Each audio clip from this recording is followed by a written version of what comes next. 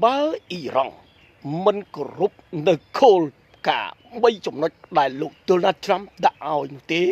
បាទសង្គ្រាមនឹងកើតឡើងហើយនៅតំបន់មជ្ឈមបូព៌ាបាទ3ចំណុចដែលសហរដ្ឋអាមេរិកដាក់ឲ្យគឺទី1គឺមិនឲ្យមានការ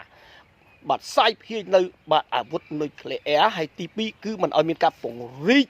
នៅតំបន់យោធាបាទហើយទី3គឺមិនឲ្យមានបាទការគម្រាមកំហែងសន្តិសុខពិភពលោកនៅតាមតំបន់សមុទ្រអីហ្នឹងបងប្អូនបាទហើយថ្មីនេះដែរគឺ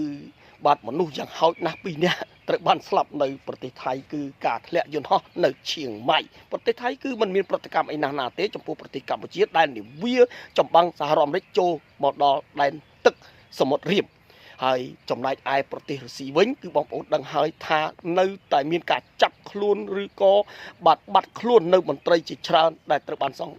ង្ស័យហើយនឹងព្យាយាមស៊ើបអង្កេត